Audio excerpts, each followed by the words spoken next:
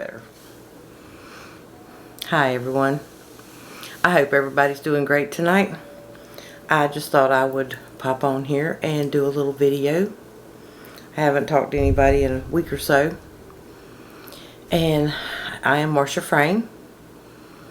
And I am Sammy Ingram's mom, known as Mama Mermaid on the Mermaid Gang.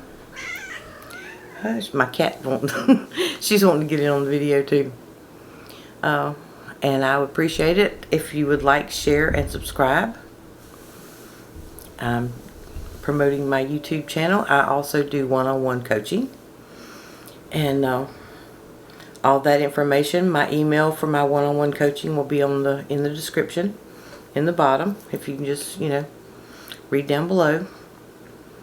And what I want to do a video about tonight, since we are doing a VIP challenge on getting your love for Valentine's Day in the VIP group on the Mermaid Gang. If you get a chance, if you want to join that, it's a great group to be in. We do a lot of fun things in there, a bunch of lives. And also I do lives on the circle group, the Mermaid Gang circle group. So I just wanted to share that with you. And let's get started. I want to talk about Neville Goddard. I discovered this thing that I wanted to read to you. It's one of his, he did a lecture, and it was back in 9/27 of 1968, called Brazen Impudence. I'm not going to read the whole thing, which it is great information if you want to go look it up. And I just printed it out. But I wanted to talk about getting your SP, your special person. And a lot of people said that Neville didn't ever talk about that. He just talked about a generalization of, having the person that you wanted, And, but that's not exactly the way it is. He did talk about getting an SP because he had an SP. Her name was Billy, his second wife. So, let me read to you about that. And this is a little tidbit of information that he gave. When you go to bed tonight and put your head on a pillow, you are aware of being. That awareness is God. I want to show you how to use your awareness as brazen impudence. So, and he goes on to talk about things on the Bible. But the main thing I want to touch on is our persistence in prayer, which what he means by that is our affirmations and our visualizations. That is your prayer. So let me start here and read to you about this. I will now share with you a personal story. I will tell it to illustrate a principle.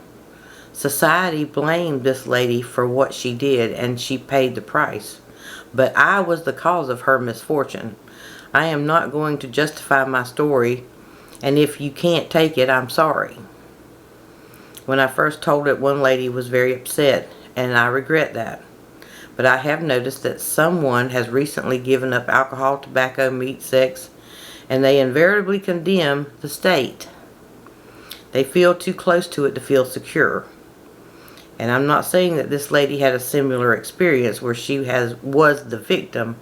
I'm only speaking of it as a principle. Now, here's my story. When I decided to marry the lady who now bears my name, he's talking about Billy, I applied this principle. At the time, I was terribly involved. I had married at the age of 18 and become a father at 19, and we separated that year, but I never sought a divorce. Therefore, my separation was not legal in the state of New York. 16 years later, when I fell in love and wanted to marry my present wife, I decided to sleep as though we were married. While sleeping physically in my hotel room, I slept imaginatively in an apartment, she in one bed and I in the other. My dancing partner, who is someone else, did not want me to marry, so she told my wife, the first lady he married, that I would be seeking a divorce and for her to make herself scarce, which she did. taking up residence in another state. But I persisted. Night after night I slept in the assumption that I was happily married to the girl that I love.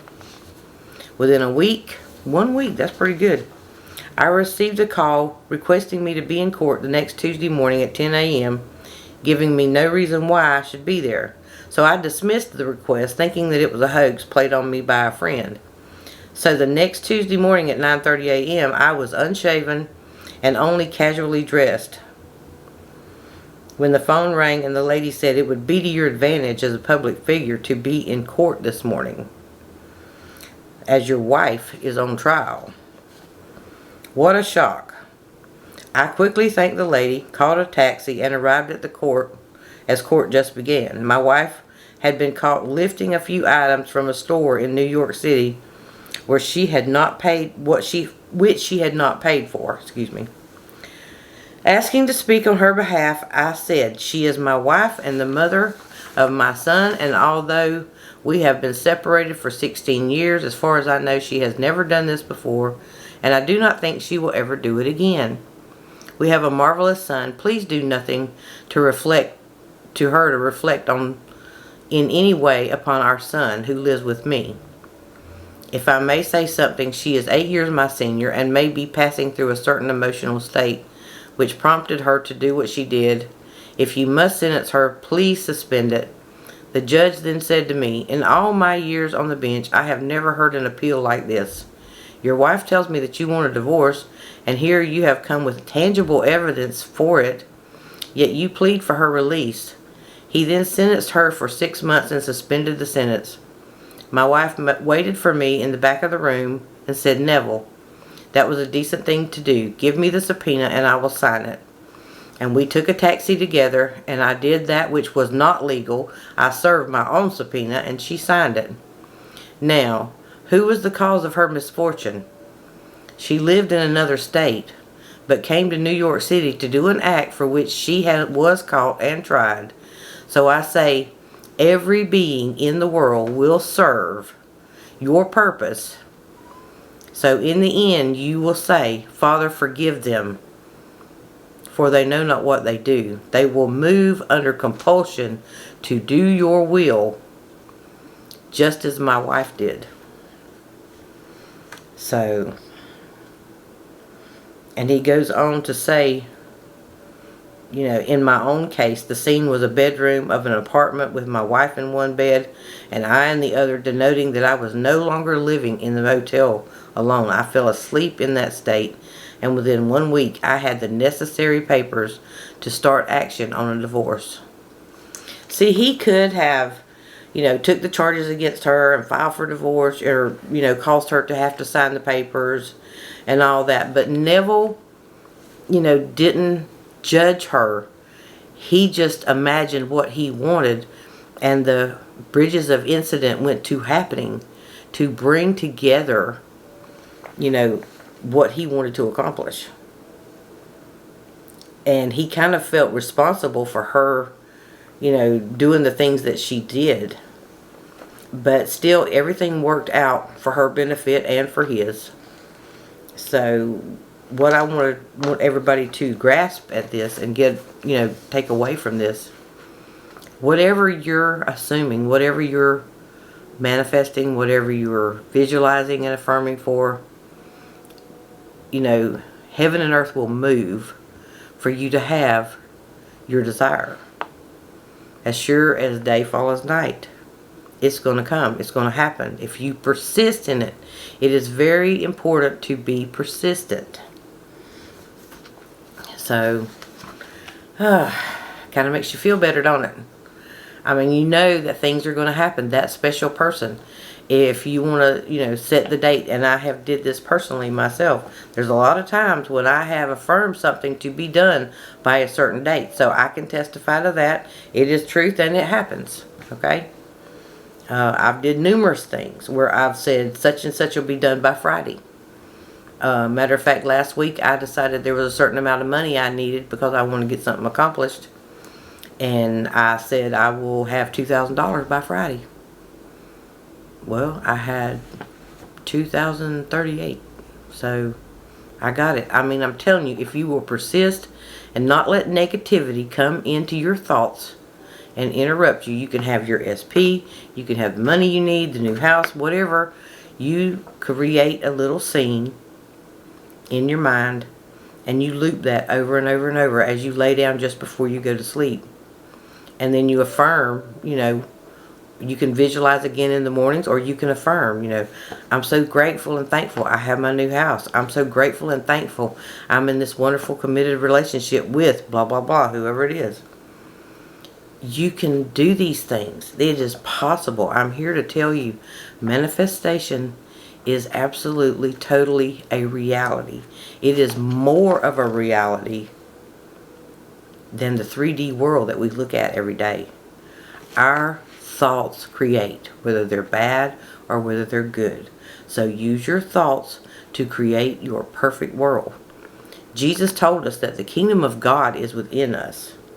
And he said that we would do what he did and even greater.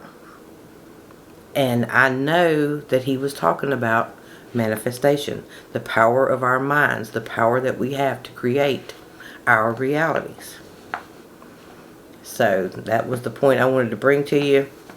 And think about this, your SP. If you've got that person, you know who it is, then just constantly affirm, I'm so happy, is whatever the SP's name is, and you have such a wonderful committed relationship. I'm all they think about. I'm the main concern in their life. Every thought they have throughout the day is about me. That I'm all they think about. And a person that loves you and is madly in love with you, you can even affirm that. They're madly in love with me. Think about it. That's going to encompass everything. If somebody loves you, they're going to contact you. They're going to call you. They're going to find you in some way or another, some form. They will, all this will come into fruition. You just have to keep believing. And every little tiny, minute, negative thought, put it down immediately. Put it down. That's a lie. That's not true. It's like this. Everything in my life is perfect. My SP loves me, heart, mind, and soul. That's just the way I talk. I got a country accent. So, that's the way we think. And really, your affirmations work better if you put them in your language. And some people ask me, can you make your own affirmations on your phone? Yes, I do that all the time. Especially if you got an iPhone. You have the little... it's a little microphone app where you can record, voice notes of any kind. So just record your voice notes. You can do it for 15 minutes and then play it twice. That'll give you 30 minutes of recording. So there's a lot of things that you can do to get this into your mind. And the one other thing I want to touch on is self-concept. You have to love yourself before you can love other people. And that's just the bottom line on it. You have to love other people to love yourself, and you have to love yourself in order to love other people. It's just, it's a circle, and that's what, you tell yourself every day. I love myself. Everyone honors me. Everyone loves me. Everyone wants to be with me. Everyone wants to talk to me. I'm always honored, respected, loved, cared for. I always have someone to help me. If you need money, you can always affirm, my bank account is always overflowing. Money comes to me out of the blue. Money's the easiest thing for me to manifest. My wallet is always full of cash. You can make your own affirmations out of the negative things in your life, turn them over, and make a positive thing out of it. So, I hope this helps somebody. This is something I wanted to get on here and talk about. And if you got any questions, you can ask them in the comments. I'd be glad to hear from you. So, this is just a little short video. But I hope you enjoyed it, and I hope it helped you. And get that SP for Valentine's Day. And like I said, we're doing a VIP challenge for Valentine's Day in the VIP group. And we'd love to have you come join us. It's $30 a month, but you get so much information. There's tons of information in there. So, And that's all I've got to talk about tonight. But you have a wonderful day and a wonderful week. Thanks. Bye-bye.